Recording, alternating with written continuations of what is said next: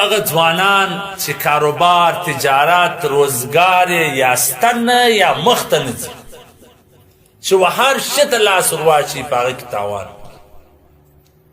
یا هغه خلک هغه ځوانان چې هغه خپل ذاتي کور او مکان نه لري د کرایې په ځای کې پراته دي یا هغه ځوانان چې رشته یې نه کېږي دوستي یې نه کېږي چې یو ځای خوښ سي هغه نور کوي چې د دې هغه ورکوي د دې نه سي خوښ یا هغه پیغلانې چې په کور کې ناستې رشتې وله راځي ګوري مرکې وله راځي لیکن غواړي نه د دې دپاره څه کول پکار دي تاسې راسې موږ د قرآن څه پوښتنه قرآن مطالعه کړو هسې دلته هلته منډې ونه و قرآن زموږ دپاره ضابطه حیات په قرآن کې دا ټول زموږ دپاره پراته دي چې آیا په داسې وخت کې تا ته څه کول پکار دي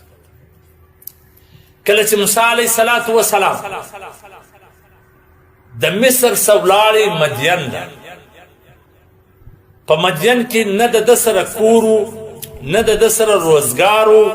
نه د ده سره څه رشته وله یعنې نه یې واده ولو نه یې نکاح وله یو ځای کښېنسي الله ته لاسونه کومه دعا یې وکړه رب انی لما انزلت الی من خیر فقیر چې یا الله چې هره ښېګړه را سره وکړې زه د هغه محتاج شیخ الاسلام مفتی محمد تقی عثماني صاحب د دې په تفسیر کې لیکي چې موسی علیه الصلاة وسلام یو د خپل رضا د خپل خوښه د الله د رضا د الله د خوښ تابع یعنی دا نه ول چې دا شی راکړه دا شی راکړه دا شی راکړه دا شی بلې ځان عجزه کړي چې یا الله زه محتاج الله جل جلاله د دغه دعا په برکت سره روزګار ورکړي بهترین روزګار بهترین چا سره شعیب علیه السلام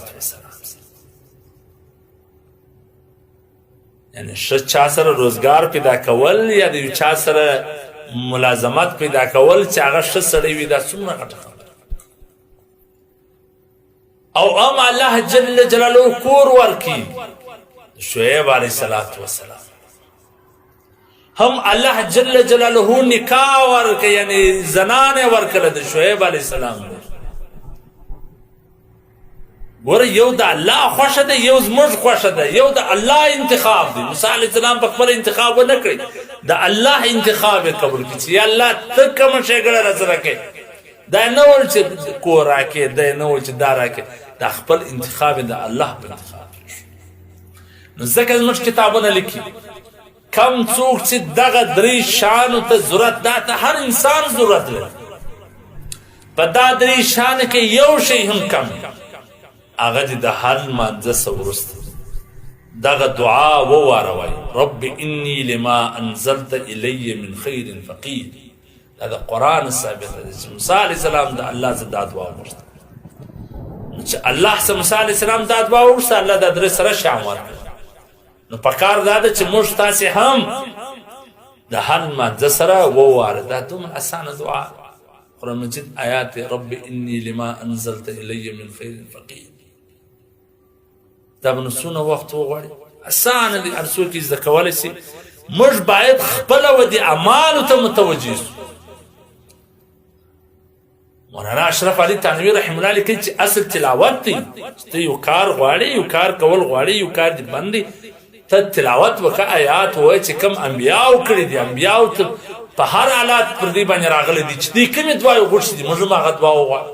ځکه په هغه دعا غوښتلو سره د هغو کار څه نو دغه دعا باید په موږ تاسو په خپل روزمره دعاګانو کې شامله